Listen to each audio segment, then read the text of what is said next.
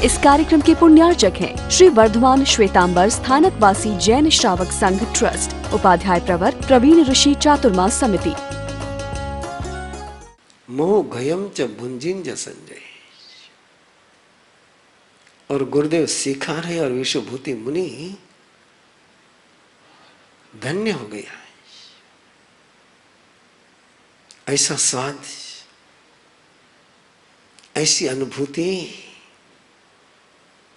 कि प्रभु की भक्ति करते हुए अहो साहो वित्ती, क्या प्रभु ने साधु की वृत्ति बताई। उस अनुभूति में डूबता हुआ विश्वभूति उस प्रसाद को ले रहा है। अब उसको विशाखानंदी याद नहीं आ रहा है। अब उसके मन में कोई विषाद भी नहीं है। मस्ती में गुरु सिखा रहे, वो सीख रहा है।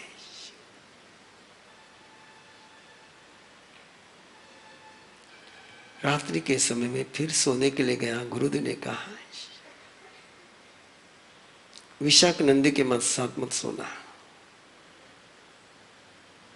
विशाखानंदी के साथ मत सोना,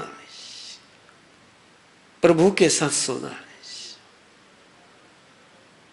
प्रभु के साथ सोना है और किसी के साथ नहीं सोना है। जो प्रभु के साथ सोते हैं वे प्रभु हो जाते हैं। ये सूत्र है, बड़े छोटे से सूत्र है कि जिसकी शरण में तुम सोते हो तुम हो जाते हो। तुम सत्ता की शरण में सोओगे तो सत्ताधीश बन जाओगे। तुम भोग के शरण में सोओगे तो भोगी बन जाओगे। तुम रोग की शरण में सोओगे तो रोगी बन जाओगे। और तुम किसी योगी के शरण में सोओगे तो योगी बन जाओगे। और कई प्रभु के शरण में सो गए तो प्रभु हो जाओगे। विश्वभूति ने गुरु के चरणों को स्पर्श किया, सिर पर हाथ लिया, सोने के लिए गया। बिल्कुल पूरी विधि करके सोने के लिए गया। बिल्कुल शरणम पवज्जामि के साथ सोने के लिए गया। जीवन कैसे चलता है जरा समझ लेना है। सोते समय उसके अंदर कोई विशाखानंदी नहीं है, विशाखानंदी की कोई याद भी नहीं है। सोया और अंदर में सोया हुआ विशाखानंदी जाग गया।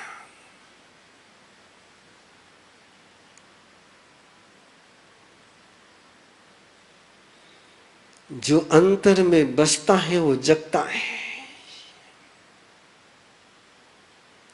वो विशाखानंदी के वचन याद आने लगे। ये अध्यवसाय में है। विशाखानंदी कहाँ है? अध्यवसाय में है। प्रभु कहाँ है? भाव में है, बुद्धि में है, सोच में है। लेकिन गहरे अध्यवसाय में कौन है? गहरे अध्यवसाय में कौन है? और जैसे ही तुम्हारा तन सो जाता है, जैसे तुम्हारा दिमाग सो जाता है, वैसे अध्यवसाय जागृत हो जाते हैं।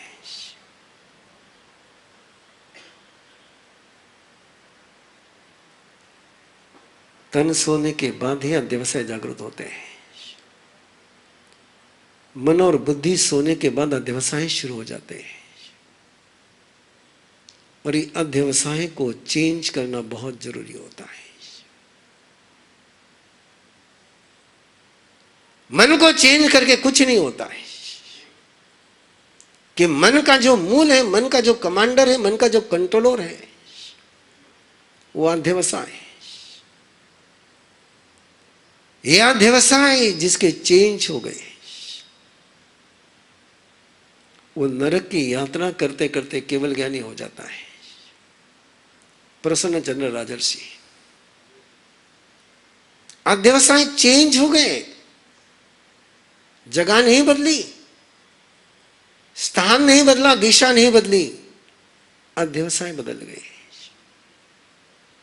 और अध्यवसाय बदल गए तो बाकी कुछ बदलने की जरूरत है। भरत चक्रवर्ती के दर्पण महल में अध्यवसाय बदल गए, केवल ज्ञानी हो गए। अध्यवसाय को चेंज कर दिया, बड़ा देश को अध्यवसाय को चेंज कर दिया, बाकी कुछ भी बदलने की जरूरत नहीं होती है। और अध्यवसाय नहीं बदले, बाकी कुछ भी बदल लो, भव और भाव बदलते नहीं है। वो अध्यवसाय, आप कहते हैं ना कई बार, हम नहीं चाहते ऐसा सोचना, हम नहीं चाहते नेगेटिव सोचना, कोई नहीं चाहता नेगेटिव सोचना, पर अंदर में अध्यवसाय का स्ट्रक्चर नेगेटिव है तो वही चलेगा। वहां बुद्धि काम नहीं आती है, वहां शिक्षा काम में नहीं आती है। अध्यवसाय की धारा जब फूटती है तो ज्वालामुखी के समान फूटती है, और आप जानते हो कि ज्वालामुखी को कोई रोक नहीं सकता है।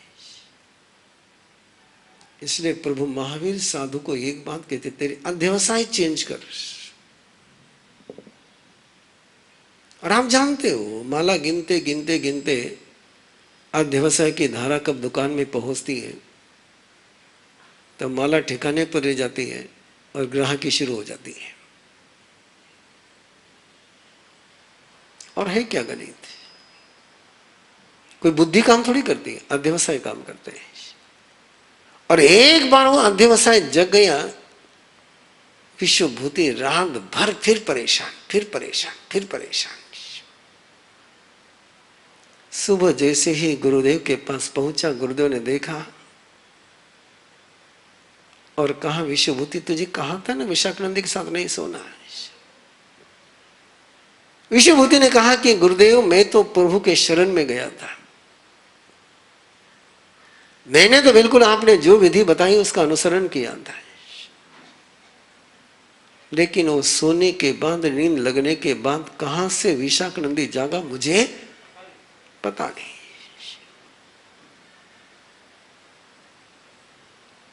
गुरुदेव ने सिर पर हाथ रखा, लेकिन हाथ भी तभी काम करता है जब अध्यवसाय चेंज हो जाए।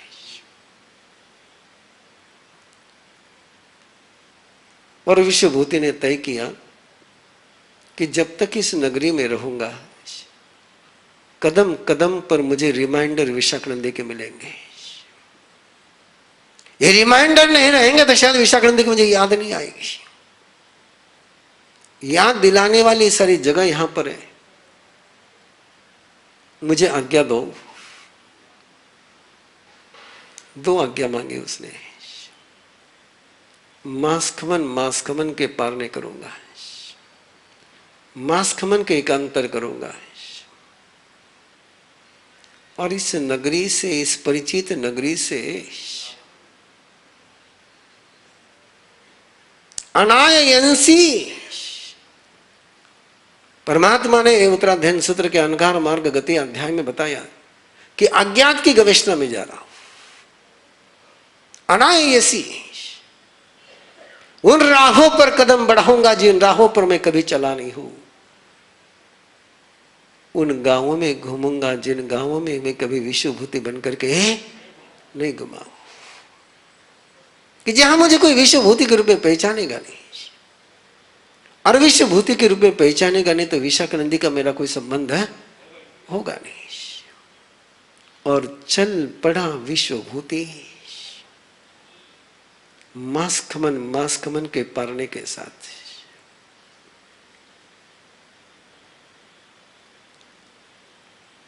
विशाखानंदी को भूल गया ऊपर से, अब विशाखानंदी याद नहीं आता है। तपस्या की साधना आगे बढ़ गई है,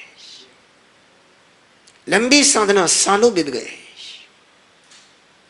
और सालों की साधना के दौरान, तपस्या के दौरान इतनी शक्ति निर्माण हो गई, इतनी लब्धियां प्राप्त हो गई, इतना ऐश्वर्य अंतर का जगता ही चला गया। तन तो सुख रहा था, तन तो क्षीण हो रहा था, लेकिन अंतर मन समृद्ध हो रहा था। साधक होना चाहिए कि श्रीमंत साधक होना चाहिए? हाँ? हाँ? क्या होना चाहिए अजय जी? बोलो ना एक बार, डरो मत, बोलो। श्रीमंत साधक होना चाहिए। कैसा होना चाहिए? यस। आप तो बोलते हो, 5वें पद की वंदना में संतों के 27 गुण बोलते हो आप, और उसमें आप सन्नी नहीं बोलते। मन संपन्ने, वय संपन्ने, काय संपन्ने। संपन्न का मतलब समृद्ध है, वो धन संपन्न है, वो बुद्धि संपन्न है, वो शक्ति संपन्न है, उसको कहते हैं श्रीमंत होना है। मन कैसा होना चाहिए? वचन कैसा होना चाहिए? तन कैसा होना चाहिए?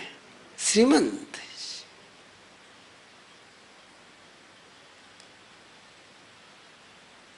मैं तो अभी केवल आपको 2 मिनट में बात कर रहा हूं। कल मैंने केवल इसी एक शब्द पर पुरुषाकार के टेनर का क्लास लिया है,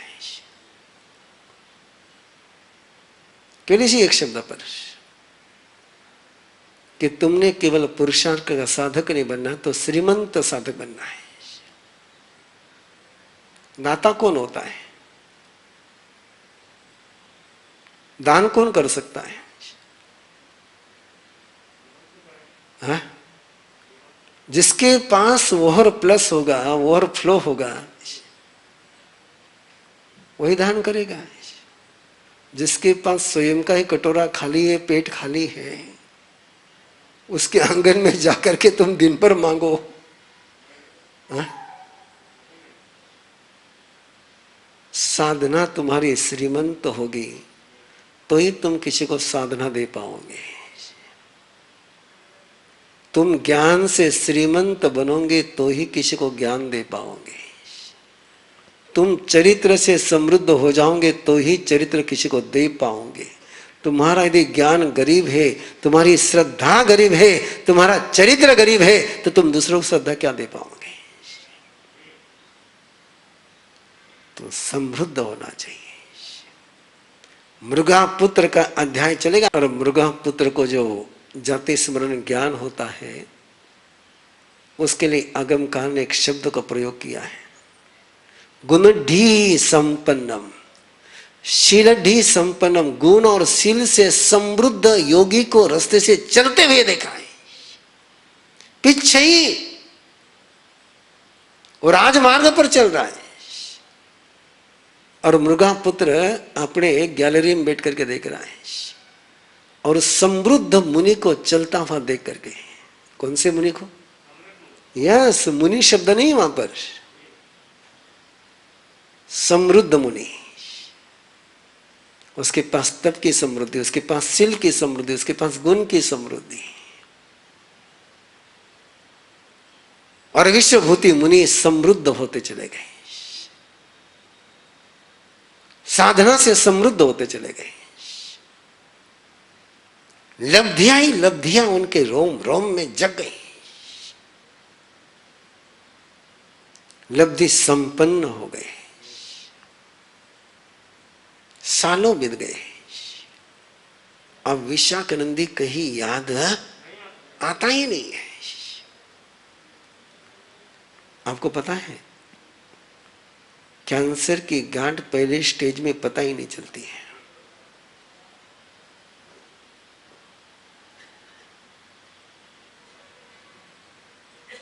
कैंसर नहीं होना अच्छा, कि गांठ का पता नहीं चलना अच्छा।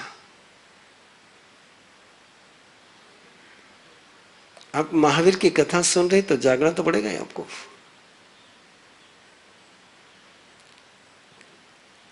क्या अच्छा है?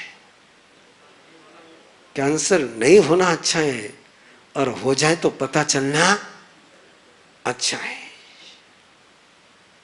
अंदर में वैरानुबंध नहीं होना अच्छा है, लेकिन होकर के भी पता नहीं चलना बहुत खतरनाक है। ये सुप्त ज्वालामुखी है, ये सुप्त ज्वालामुखी है।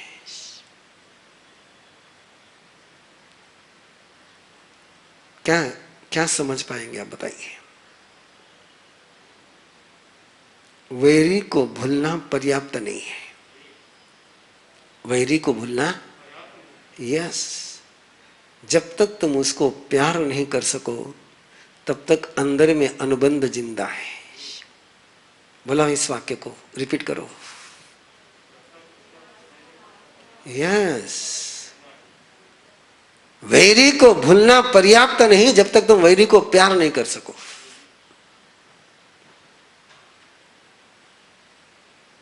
इसलिए तो परमात्मा ने कहा कि क्षमा वीरस्य भूषणम, क्षमा वीर का भूषण है। और क्षमा का मीनिंग है कि महावीर चंडकोशिक से प्यार करते हैं। आप क्या करेंगे? चंडकोशिक को बहुत होता माफ कर दोगे आप? हाँ?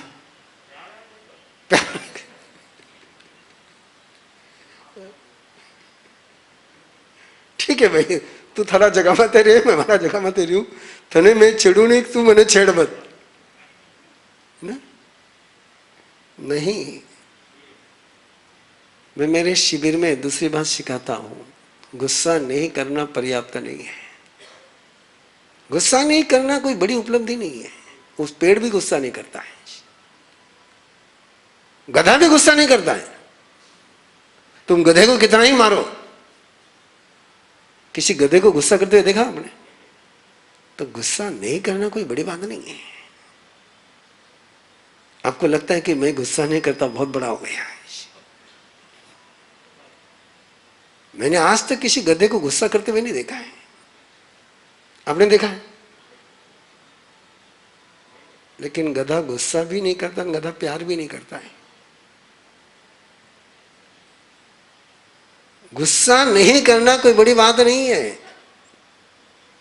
बड़ी बात तो ये कि जिस पर गुस्सा आ रहा है उसको प्यार कर सको।